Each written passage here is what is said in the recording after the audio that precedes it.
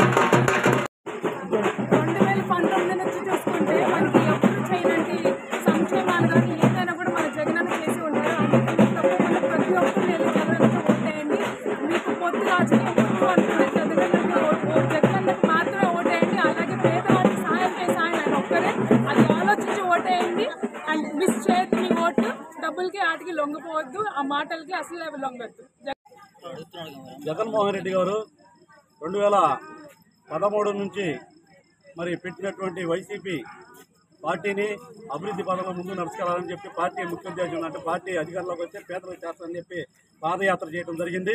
ఆ పాదయాత్రలో కొంతమంది అక్కడ ఉన్నటువంటి ఎస్సీ, ఎస్టీ, బీసీ మైనార్టీలు వాళ్ళ యొక్క మహిళల యొక్క వాళ్ళ యొక్క ఆవేదన ఆలకించి మరి 2019లో ఆయన సీఎం చేయడం జరిగింది. సీఎం చేసిన కాడి నుంచి మరి ఎస్సీ, ఎస్టీ, బీసీ మహిళలకు వారి అభివృద్ధి పదంలో నడిస్తే ఆ కుటుంబం అభివృద్ధిగా చెందిందని, అలాగే దేశం కూడా అభివృద్ధి చెందని, ఆ కుటుంబంలో ఉన్నటువంటి పిల్లల భవిష్యత్తు మంచి ఆలోచన తీసుకొని విద్య, వైద్యం మీద తీసుకున్న నిర్ణయాన్ని ప్రజలందరూ మెచ్చుకుంటూ మరి ఎస్సీ, ఎస్టీ, బీసీ పిల్లలందరినీ మరి ఆ రోజు డాక్టర్ బిఆర్ అంబేద్కర్ గారు పెట్టినటువంటి ఆశయాలు ఎలాంటివో అవన్నీ తీసుకొచ్చి మరి ఈ రోజు ఆయన అమలు చేసి పేదలను పెద్దలుగా చేసిన పేదలను ధనికులుగా చేస్తున్నటువంటి ఈ యొక్క మహోన్నతమైనటువంటి ఒక ఆలోచన విధానాన్ని పేద ప్రజల దగ్గర తీసుకురావడం జరిగింది.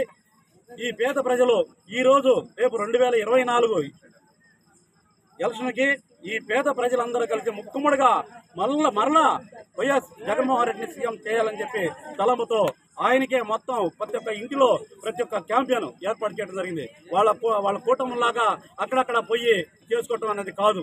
ఆ ముగ్గురు కలిసినందువల్ల పోటాలు అయిన వల్ల ఎదుటోడిని పాడు చేయడం తప్ప బడుగు బలహీన వర్గాలకు నేను అది చేస్తాను ఇది చేస్తానని చెప్పి చంద్రబాబు నాయుడు పలుకుతా ఉన్నాడు. ఇలాంటి దురాలోచన ఇప్పుడు కాదు, గత 18 సంవత్సరాలు సీఎం అయినప్పుడు కూడా ఆయన చేశాడు. ఈ రోజు నీడ నిజాయితీ, నీడెవరు నిజాయితీగా ఉండదు ఎవరు? నిజాయితీ వైఎస్ జగన్మోహన్ రెడ్డి, నీడ చంద్రబాబు నాయుడు. ఈ చంద్రబాబు నాయుడు చేస్తున్నటువంటి ఆరోపణలు ఈ రోజు మరి జగన్మోహన్ రెడ్డి గారిని ఆయన నోటికి రాని బూతులు చేస్తూ ఉన్నాడు చంద్రబాబు నాయుడు. మరి ఆయన ఇంతవరకు 75 సంవత్సరాలు వచ్చినాయి. ఆయన మనిషి అయింది అర్థం కాదు, దున్నపోత అయింది కూడా అర్థం కాదు.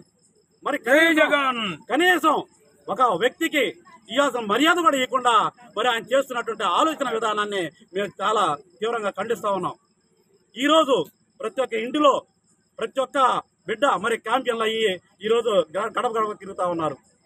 ఇది ఎందుకంటే రేపు 24 భవిష్యత్తు మళ్ళా జగన్మోహన్ రెడ్డిని సీఎం చేయడానికి ఈ యొక్క ప్రజల యొక్క ఆవేదన, మనోవేదన, వారి యొక్క బలం, ఆ బలాన్ని తీసుకొని మనకి పచ్చూరు నియోజకవర్గంలో ఉన్నటువంటి ఎడం బాలాజీ గారిని అలాగే నందిగామ సురేష్ గారిని కూడా అత్యధిక మెజార్టీతో గెలిపిస్తారని చెప్పి ఆకాశిస్తూ ఈ అవకాశం ఇచ్చిన మా పెద్దలందరికీ ధన్యవాదాలు తెలుసుకుంటూ సెలవు తీసుకుంటాం.